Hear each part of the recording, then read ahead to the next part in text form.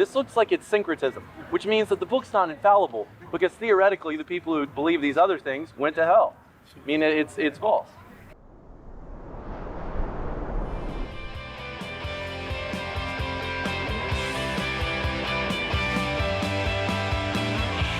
Yes, sir. How do you feel about Genesis, the Big Bang, and evolution?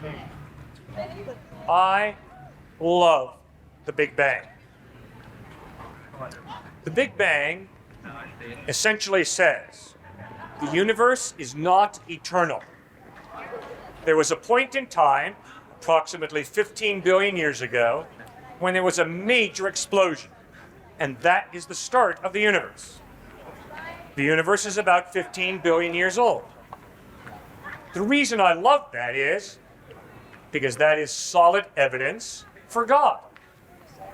Why? It's real simple. Everything that has a beginning has a cause.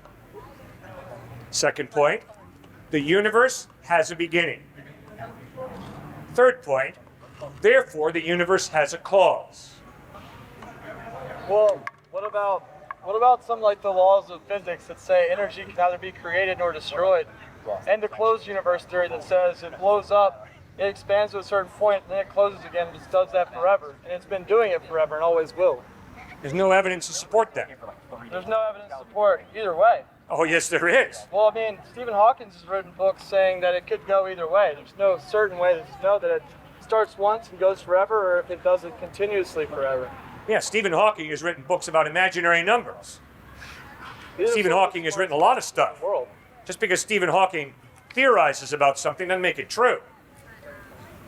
Stephen Hawking aside, the scientific community is convinced that at this point, the evidence points to a Big Bang.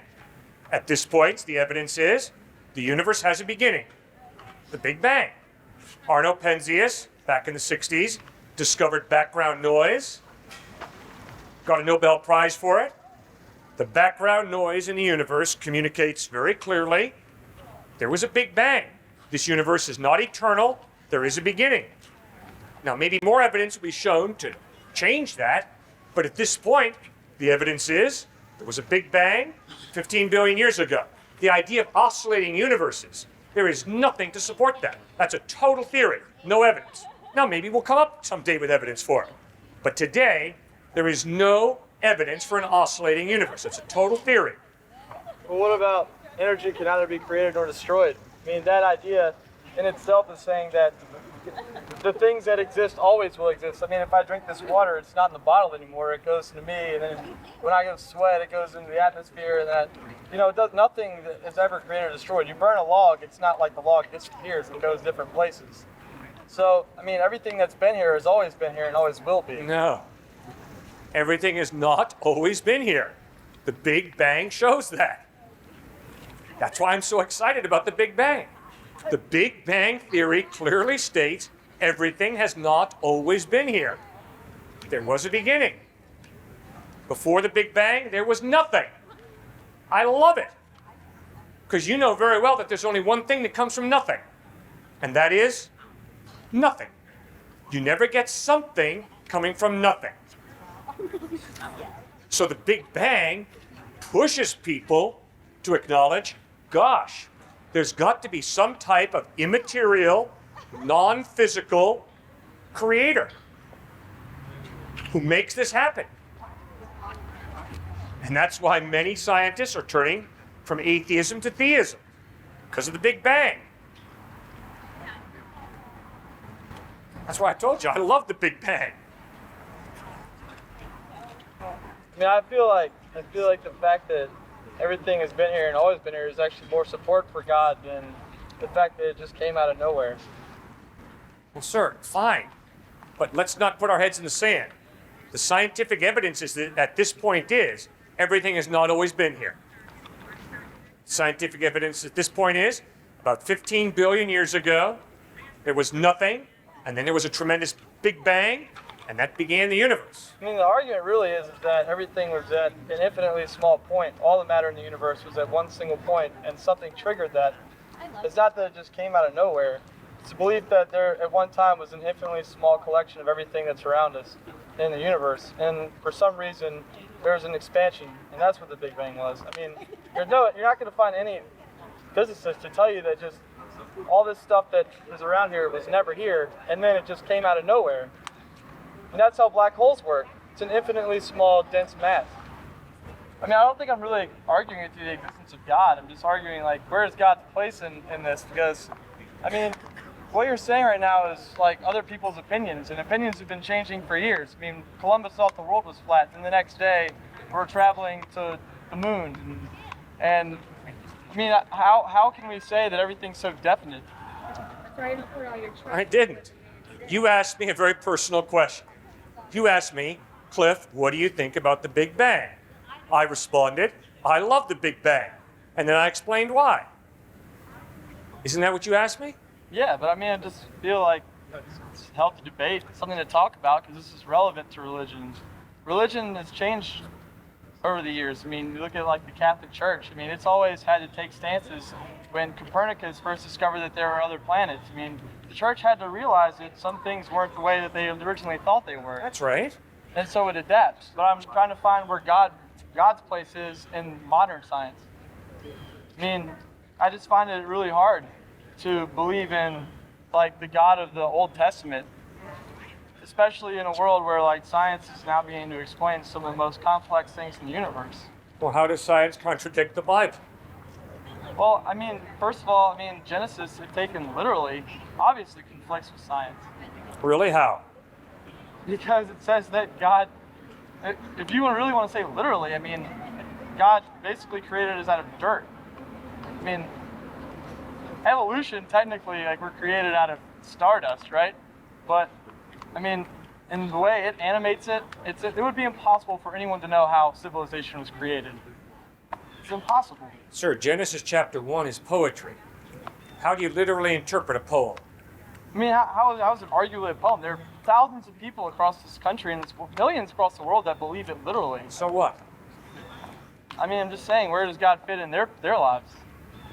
So it's easier. Sir, all you got to do is, you got to respect literary style.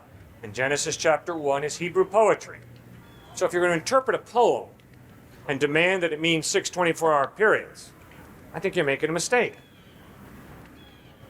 Genesis 1 is not concerned with the question, how long did God take to create? It's not answering that question.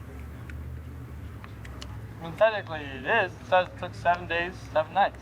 Sir, there's no problem with Genesis and science. Why?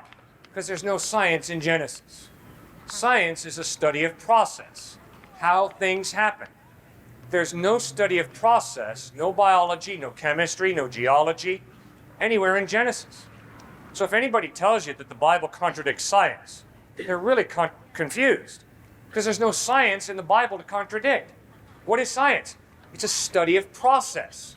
How does the mechanism work? There's no chemistry, no geology, no biology, no physics anywhere in the Bible. Then why has there been so much conflict throughout history between church and science? It's real simple. I'll tell you why. You want the answer to that one? Sure. Because Christians have added to the Bible. Christians have added their own scientific view to the Bible, and then they've said, science contradicts the Bible. That's exactly what happened to Galileo. Galileo didn't contradict the Bible.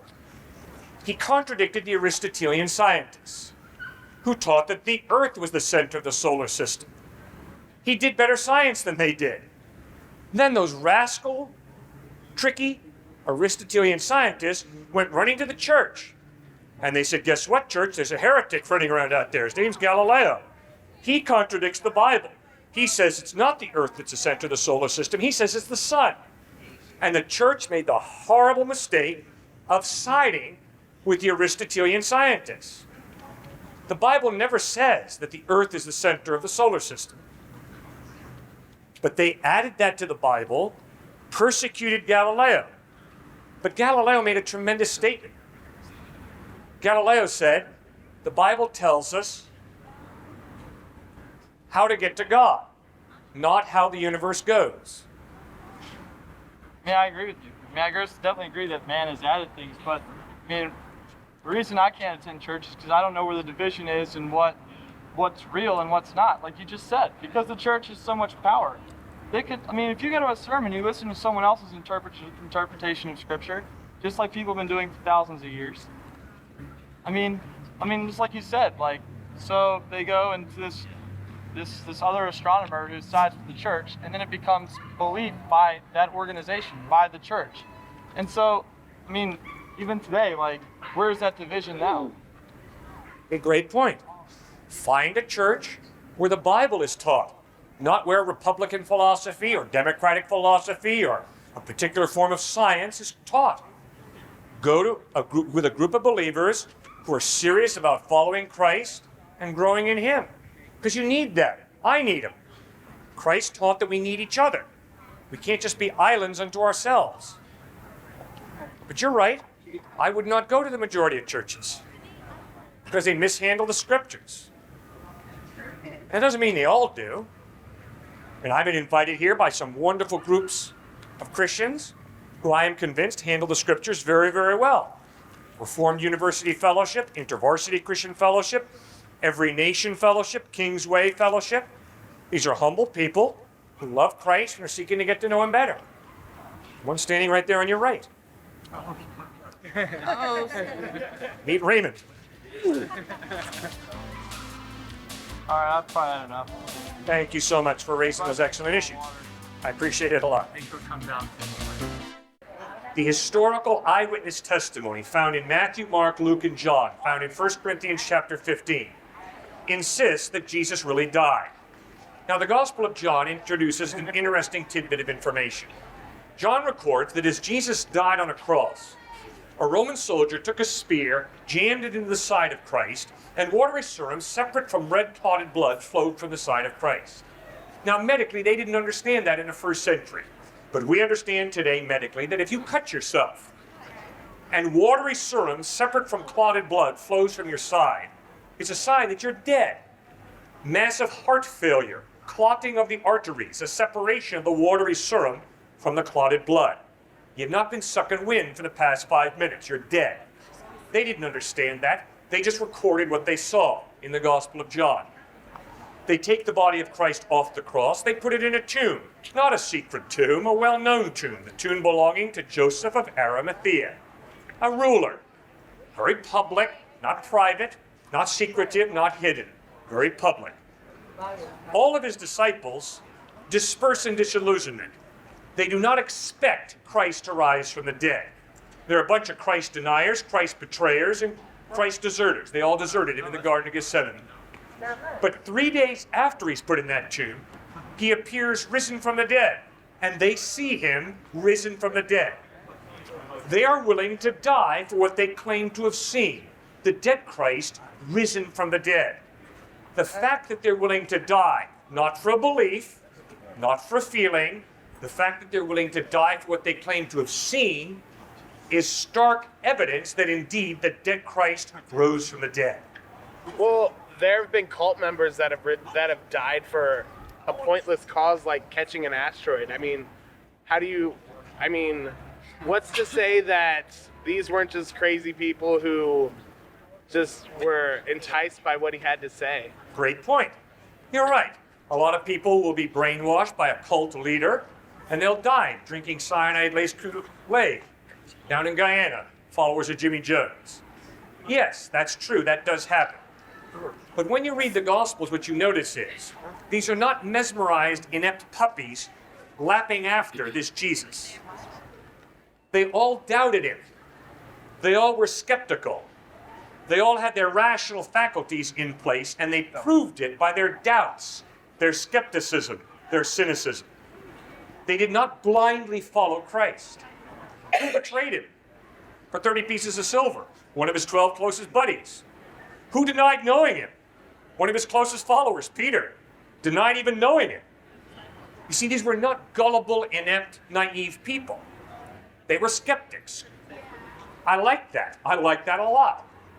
Not only that, the reason they believed in Christ, they insisted, is because they saw him risen from the dead.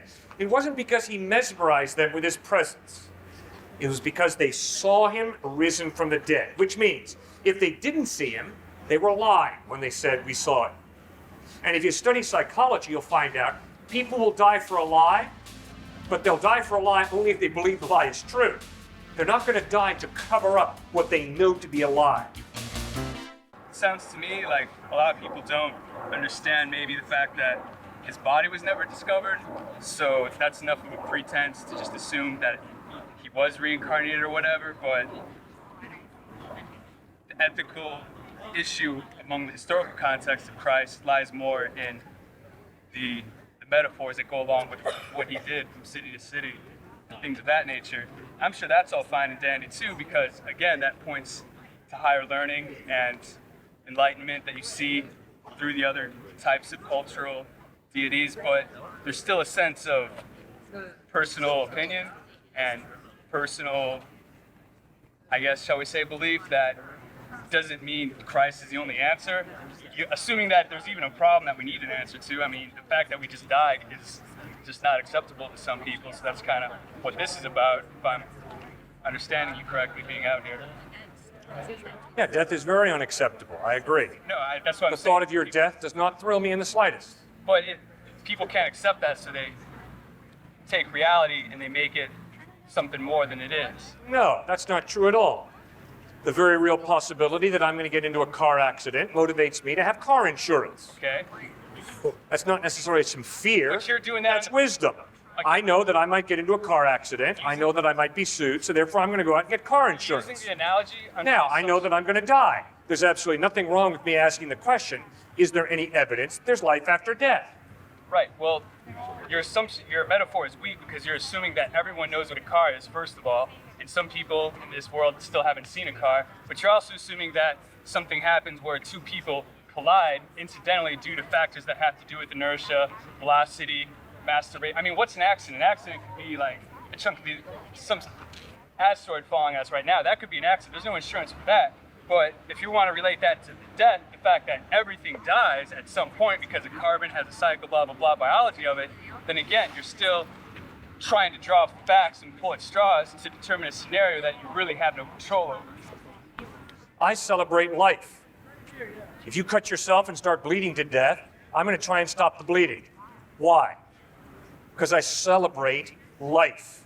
I respect your life. If there is life after death, I'm keenly interested in it for you and for myself. Jesus Christ was stone dead. He rose from the dead. He said, I am the resurrection and the life. Therefore, it'd be very wise for you and me to check him out seriously. Because if he's blowing smoke, we should reject him. But if he's speaking the truth, it'd be very wise to put our faith in him. It's not that complex. But again, you're basing it on this pretext that he resurrected. Well, that's what you got to find out. In 1 Corinthians chapter 15, verses 3 through 8, written in about 50, 51, 52 AD. We're talking about 20 years after his supposed resurrection. Paul writes, what I received, I passed on to you as of first importance, that Christ died for our sins according to the scriptures, that he was buried, that he was raised to life on the third day, that he appeared to over 500 people, most of whom are still living, who saw him risen from the dead. In other words, if you don't believe me, go out and talk to one of the other eyewitnesses. We saw this Jesus risen from the dead. That's a clear historical claim. Well, again, historical or not, I mean, 6 million some people have died after what they call the Holocaust, which is the aftermath of some horrible war, and so those people died, and there is historical evidence for that. But it's a lot harder to assume somebody actually dying and then someone actually dying and coming back when that's the whole argument that this is about. You're not saying like Jesus Christ has great things to offer and we're out here saying Jesus Christ didn't have great things to offer. You're debating a very important assumption, which is that somebody died and came back to life. Exactly. Now, again, how is it that you can spend your whole life debating this topic when you really don't know that he came back from the dead, other than what's written? Well, sir, it's real simple. All of us human beings are living for someone or something that none of us can prove is true. The materialist lives to amass material wealth and expensive toys. The hedonist lives to stimulate his nerve endings and experience pleasure. The narcissist lives for himself or herself.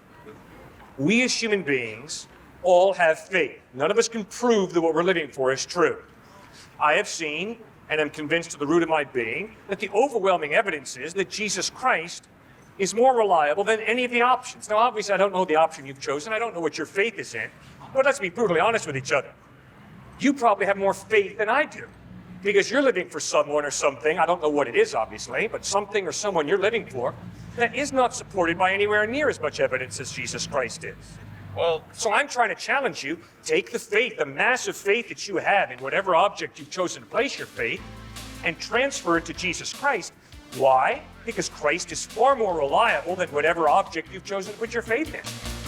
A few weeks ago, there were a group of people who I immediately concede. I've listened to you speak before, who are probably not as intelligent as you on a lot of levels, but they believe probably a lot of the same things that you do about the Bible and, you know. Yeah. Well, anyway, one of them was claiming to me that now that he has become a Christian, he no longer sins. And he said this to me 2 consecutive days in a row. And I would bargain with you, or just say to you that since this man has become a Christian, he has, as a result of this, failed to evaluate any longer his own behavior in any serious sense. I mean, I would tell you that Christianity to this man is a poison, because he says to himself, I'm not sinning anymore because I'm a Christian. Now, he might say, now, if I did sin, that would mean that there's something utterly flawed about my relationship with Jesus Christ. But I mean, I think it's good for some people to the respect that it can improve their relationships with other people and their ability to manage their life on this earth. But for others, it causes amazing amounts of cognitive dissonance and confusion. And I would just throw that out at you, I guess. You bet. I agree with you. If someone accepts Christ and then says, I never sin, they're in la-la land. Yeah. They're taking a major fantasy trip. But But guess what? I think that there's some atheists and agnostics who insist I never sin. I'm a good old boy. You know the good old boy club in Virginia, don't you? yeah, they're Christians. Oh, they're not just Christians. They're also agnostics and atheists. They're good old boys. Now, the good old boys club, we never sin. We're good people. You know, the sinners are on the 6 o'clock news. They're the murderers and the rapists. Well, I don't murder. I don't rape. I'm not a sinner. So there are plenty of people, both Christian and atheist, agnostic, who take that position. Right. But I think that you're absolutely correct when you point out that's ludicrous. But We all are sinners. But moreover, he is inspired. And I know that you can say, like, you could tell me, oh, all have fallen short of the kingdom of God. But he doesn't. His ability to selectively pull things from the book is always there. I mean, and you can always do that. He would find John whatever, then just keep saying that for whatever objection someone had to his worldview. And because of that, you know, I would recommend to you a guy named Sam Harris. He wrote a book called The End of Faith, and he takes a very honest and fearless look at how religious beliefs of all calibers are causing massive amounts of just violence throughout the world because of people. Because we have this book that you say is the Word of God, but the problem is we have many of such books on hand that many people claim, and not just the Abrahamic religions, but all of these, and it causes so much strife. Good. So you're not going to go that path, right? No. You're going to maintain your rational mind. As much as You're I going to can. study hard and look for evidence. Yes. And you're going to follow the evidence. Oh yeah. Now, what have you I don't discovered subscribe to after reading the Gospels about Christ? What's the evidence point to? Well, the evidence points to, so it seems to me, that first there was a book called Mark. And Mark, it was a book that traditionally we know was, or the story is that it was that Peter was accounting it to Mark. But through all accounts, all these stories, you could probably preach or communicate basically everything said in all 4 Gospels in about 2 hours. They tend to overlap. The Gospels also claim at another point that the accounts of all the great things that Jesus did could fill book after book after book after book. Because they tend to overlap, it makes a lot of sense to me that the book is a work of fiction. It's meant to inspire. Also, the similarities of Christ's life to an Egyptian god called Osiris. Also, the similarities of a series of commandments in the Egyptian Book of the Dead to the Hebrew 10 Commandments, also present in the Bible. This looks like it's syncretism, which means that the book's not infallible, because theoretically the people who believe these other things went to hell. I mean, it's false.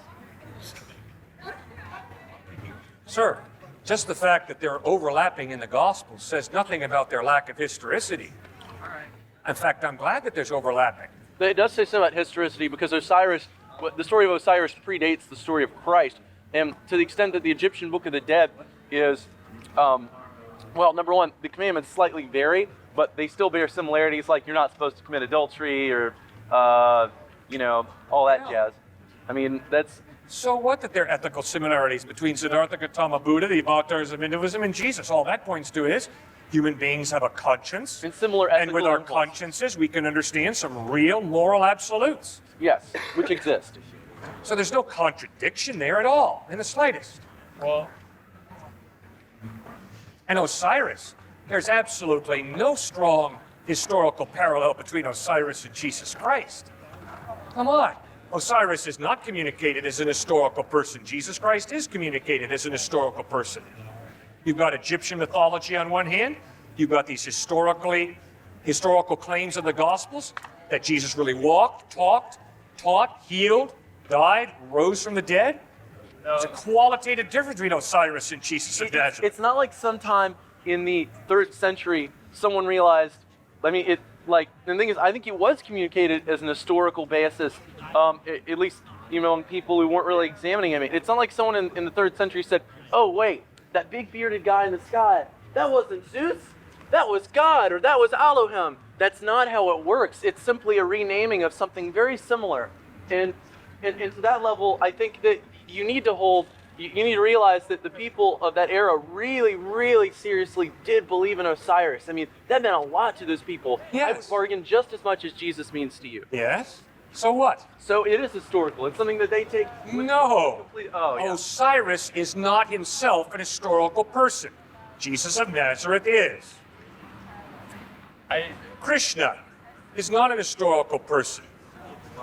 Jesus Christ is. And it doesn't matter. I don't know. I mean, it's not that much evidence. It really isn't. And besides that, it seems like, from what I can tell about Paul, he looks like he's not even talking about the same dude, man. Look, all he seems aware of, all the accounts of the life of Christ, I mean, not really even the teachings, it's just that he was the crucifixion, the resurrection, and after that. He doesn't know any of the other things. And besides that, in one of his letters, he even calls Jesus the son of Joseph. That I don't even think he's talking about the same guy to some degree. You have got to be kidding me. You honestly think Paul wasn't talking about the same Jesus that Matthew, Mark, Luke, and John are talking about?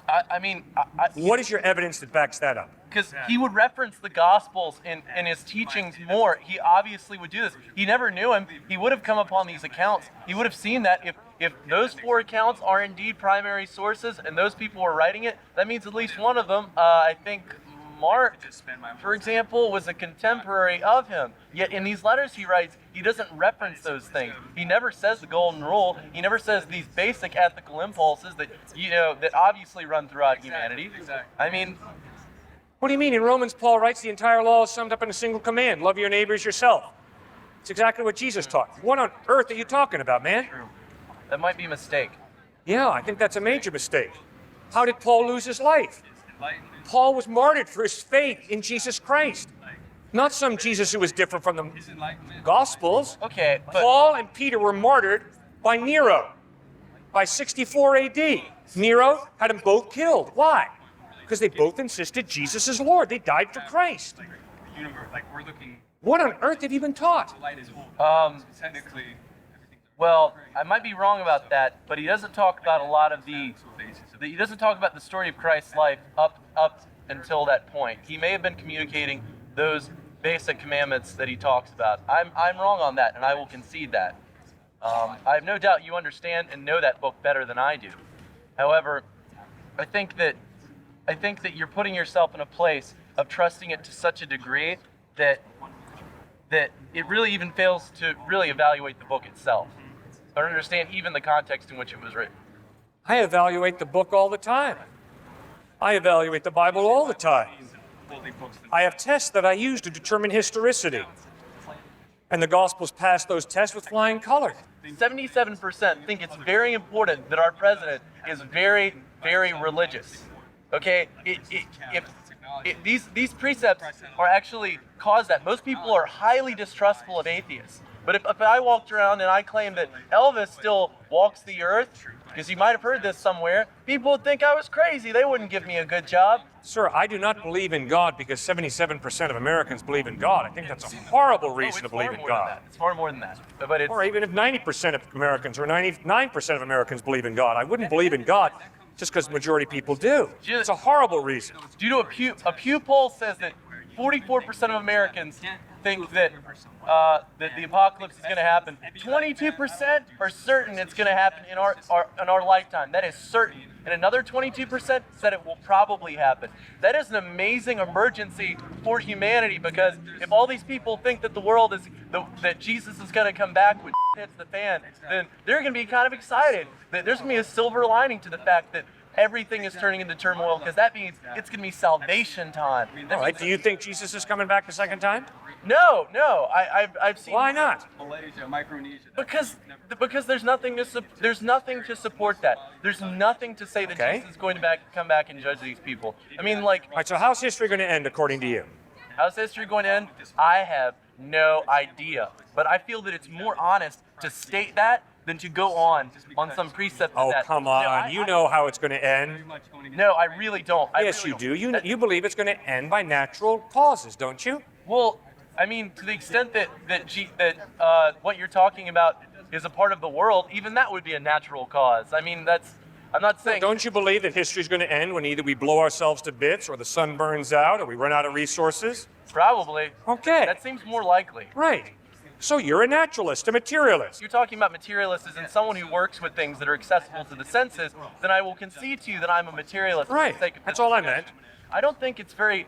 It's obviously causing so much confusion to accept things or to believe in things that cannot be observed in our day-to-day lives. Why would you accept something that you cannot observe and calculate in your life? Have you not seen in your day-to-day life, as from the Bible, that treating others as you would like to be treated is an ethical precept that drives your life and provides order and compassion to humanity? That is something that we can all observe. But when you're talking about the apocalypse, that only spreads paranoia about religious groups. It spreads paranoia about ethnic groups, that people divine out of religious groups. It is amazingly destructive. I'd say that if the apocalypse does happen in the way that you say it will be a self-fulfilling prophecy out of the superstitions and hysteria of the masses. Right.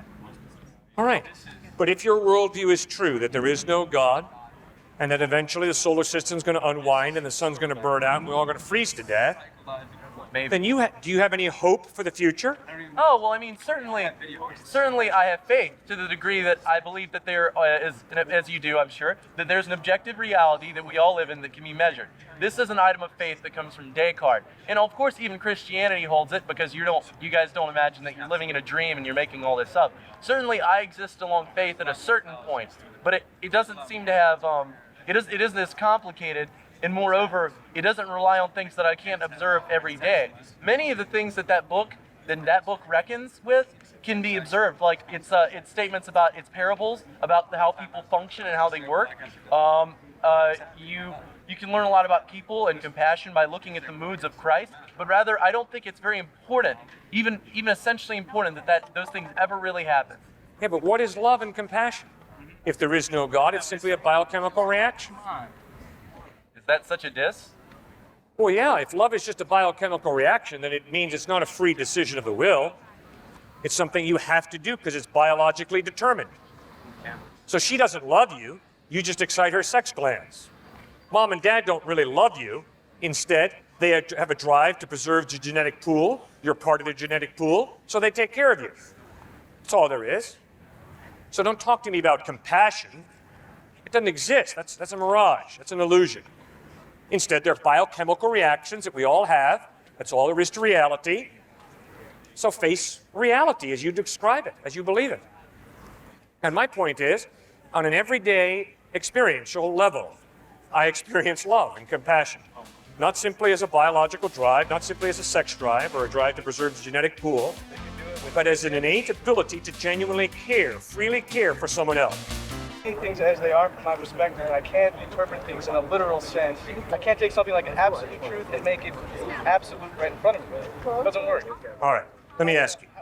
When you take an exam here at this fine university, and the professor marks some of your answers wrong, let's say your professor flunks you, do you go back with the exam and say, Professor, that was my perspective, and my perspective is just as legitimate as yours. How dare you mark my exam wrong? It's still on a relative. I mean, I can still understand how, If you have a legitimate argument, right.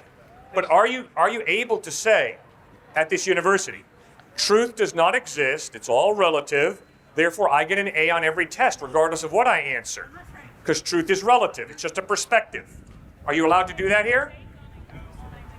You've got to face logical consequences of your beliefs. If you believe that everything is relative, why study to understand better what's relative? If everything's relative, why not become Hitler? Why not become Mother Teresa? Does it matter? No, it doesn't matter. I think you're missing some major points. I mean, there are certain foundations, like for example, existence itself, life, living. There are certain like orders that you have to follow. But when it comes to interpretation of what is intended to be, I guess, a literalist text, how do you? I mean, I need to process my thoughts a little better. Sir, I don't understand. Yeah. If you're a relativist, what on earth are you talking about when you say that there are certain foundations of life that you have to respect? What are those foundations that you have to respect? Organization. Organization. If it's true that we are the result of chaos, what on earth is organization? It's another way of looking at chaos, isn't it? I mean. Okay, it's just another way of looking at chaos. Yeah, but it's Organization is not real, it's just another form of chaos, according to your worldview. Sure. Well, why bother? Well, we're here, aren't we? We're listening to you. You know, we're taking in stuff right now, and we're trying to rationalize. Why bother? Well, I can promise you, sir, I'm not standing here because I think everything's relative. Yes. I make a big difference between Adolf Hitler and Mother Teresa. I don't think morality is relative. I make a big difference between the VCU co-ed who was killed last year versus her murderer. I don't just say it's all relative. But you, sir, have said it is all relative. I have a basic fundamental problem with that line of thinking. I have a basic fundamental problem with the line of thinking that says it doesn't matter whether you slit her throat, rape her, or buy her dinner and treat her with respect. It's all relative. That is false. That is totally false. Given where you are, you don't need to bring Taylor into this. Why? Because that one hurts too much? Because it's too real? All right, fine.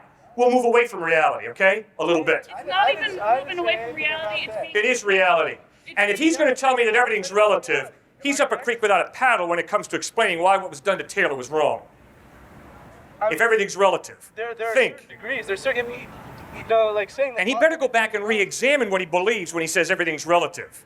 Yeah. And you better examine what you believe. Do you think everything's relative? No, I don't think. Bravo. Good. I think that there are certain facts in life that are proven, and there's certain things that you have to know in order to be an educated person and to make clear thoughts and have a good thought process. Good. That's what we're here learning. We're learning the facts of life as they are. Good. And that's why we are here. We're All not right. here because everything's relative. That's why you can get points off on an exam, because you don't Thank know you. the foundations of the fact. Exactly. Bravo. Well put. Now, don't you think that the evidence of a rational mind that you were alluding to, of moral absolutes that you were obviously alluding to, clearly points us to the existence of some type of God, some type of mind? I agree there's a God. I'm not saying there's not a God. I'm just saying Exactly. God, Bravo. I'm saying that some things are relative. Some things aren't proven, so you have to have it from your own. Sure. Some things are relative, you bet. Everybody else's mind. You can't get into Matthew, Mark, Luke, or John's mind and figure out what they were going through when they were writing the Gospels. So, you can't get into anybody's mind. But historical knowledge is a legitimate form of knowledge. That's why you guys have to pay a lot of money to study history. History is a legitimate form of knowledge. And history is always biased. No, history is not always biased. Yes, When it you is. look at Obviously, a lot of history is biased. But to say that all history is biased is baloney. That's something we can't do. There was a Holocaust. Millions of Jews were gassed in Dachau and Auschwitz. That's not a bias. That's an historical fact.